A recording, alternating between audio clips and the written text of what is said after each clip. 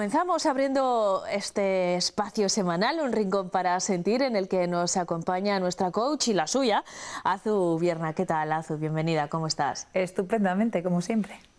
El tema de hoy me parece súper interesante, pero a mí personalmente me da un poco de mal rollo, Azu. ¿Qué te parece? Pincha un poco, siempre nos resulta más cómodo hablar de emociones agradables que aquellas que nos remueven un poquito por dentro. Pero es importante trabajarlas también, ¿eh? Evidentemente. Me refiero a la culpa. Vamos a hablar de cómo gestionar la culpa, porque la sentimos y bueno, tenemos que aprender a gestionarla. A eso nos dedicamos aquí en Un Rincón para Sentir, ¿no? De eso se trata, sobre todo de traer un poquito de conciencia, y una vez que identificamos desde la conciencia qué estamos sintiendo, a partir de ahí ya tenemos conectada esa posibilidad de la libertad de poder decidir qué actitud tomamos ante eso de lo que nos hemos dado cuenta.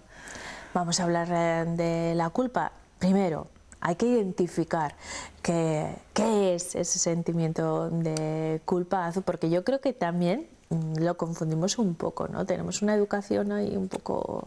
Es una emoción que tenemos identificada, pero que generalmente no mostramos a los demás.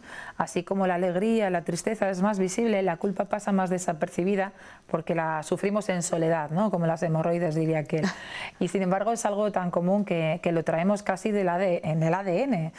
¿Cuántas veces hemos oído en la educación que hemos recibido y más en donde vivimos y la religión incluso en la que hemos sido educados, nacemos con el pecado original, parece que hay que nacer con ese sentimiento de culpa o con esa culpa visible.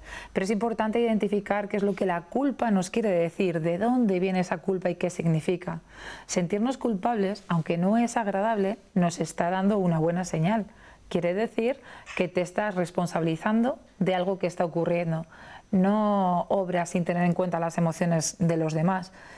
Sentimos culpa con respecto a algo que consideramos que hemos hecho mal, o bien con otros o bien con nosotros mismos. Entonces, identificar que sentirme culpable es una alerta necesaria para decidir después qué es lo que vamos a hacer. Todas las emociones son necesarias, todas las emociones tienen su papel y tienen su sentido.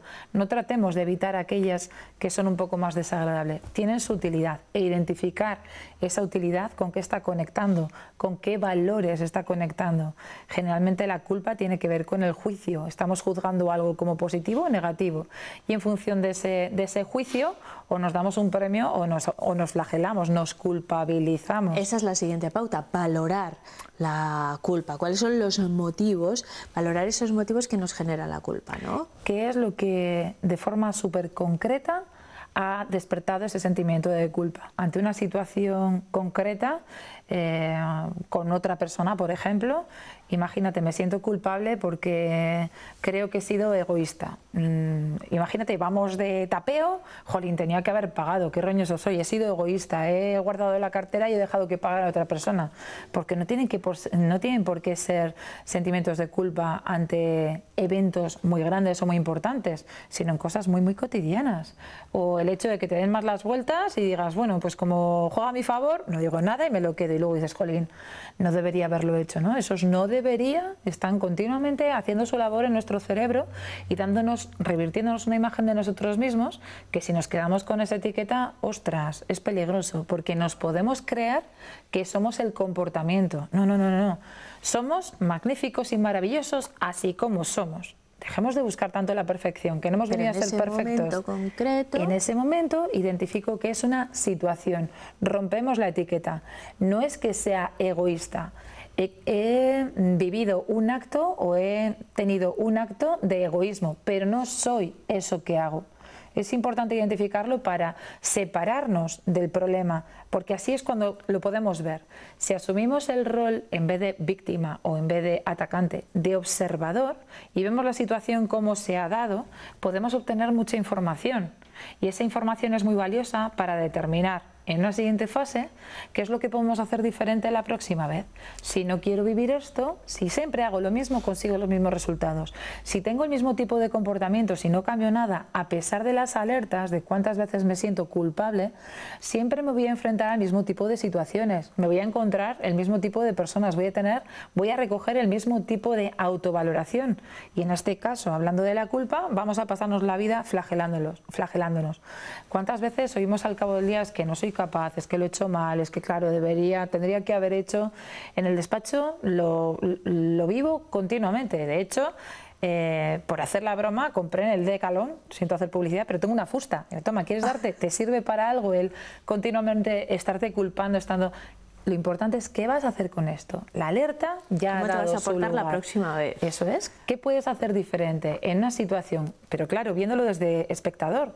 Si vuelves a meterte en el rol que tú has desempeñado o en el rol de la otra persona, no estás siendo objetivo. No se puede ser objetivo nunca, pero permite tener una visión mucho más objetiva el verlo desde observador, como que fuera una película delante de ti.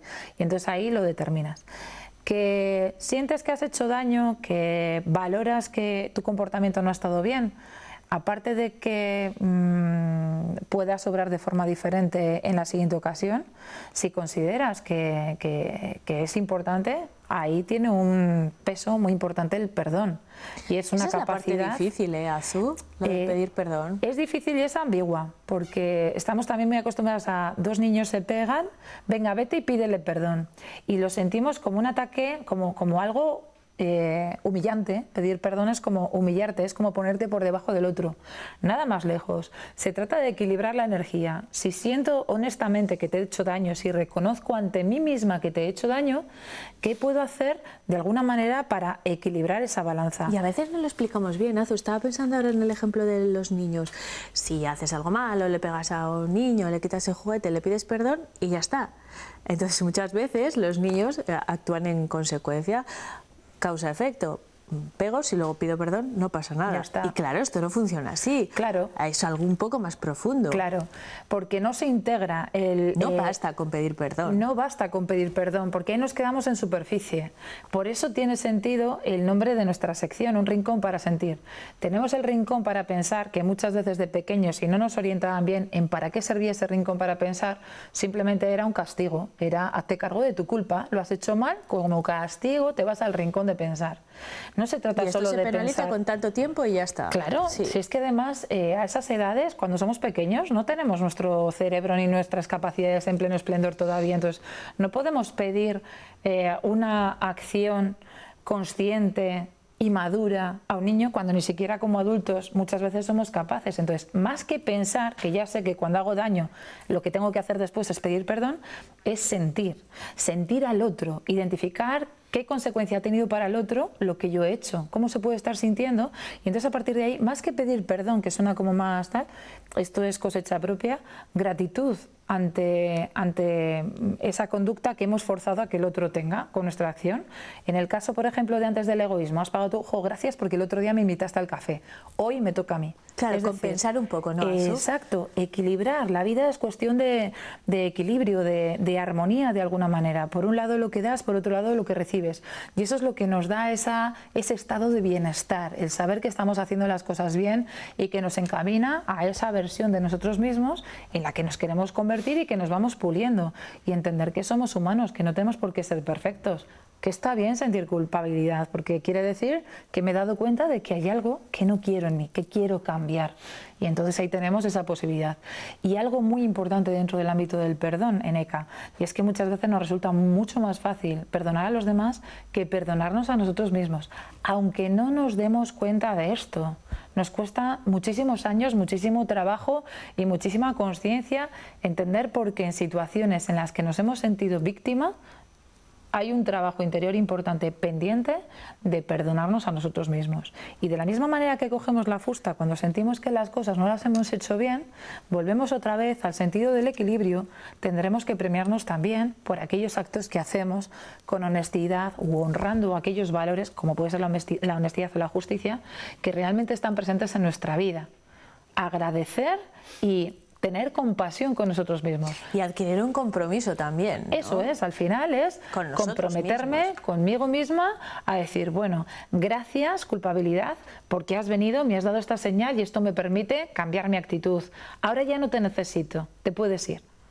Y aceptamos qué es lo que hemos hecho, aceptamos quiénes somos y tenemos conciencia y observación hacia cómo nos comportamos y cómo nos queremos comportar. Ya sabía yo que al final no iba a ser tan mal rollo esto de la culpa, Azu, ¿eh? ¿Has visto? Le hemos dado la vuelta, bien, bien, bien, bien, bien, con estas pautas, ya está. Para la satisfacción personal es necesaria la culpa, de la misma manera que explicaba Nerea que para que haga calor hace falta también identificar qué es el frío. Todo es parte de un mismo contexto, todo es parte de una misma unidad y no es lo uno sin lo otro, con lo cual aceptar, desmitificar tanto lo positivo como lo negativo y aceptarlo tal cual es en nosotros y aceptarnos puede ser un poco a lo mejor la pista para sentir ese bienestar. Pues así podemos gestionar la culpa con estas pautas que nos ha traído Azu. No te vayas muy lejos, aunque te vamos a despedir hasta el próximo martes, porque dentro de nada vamos a seguir hablando de emociones, pero conectadas con la voz.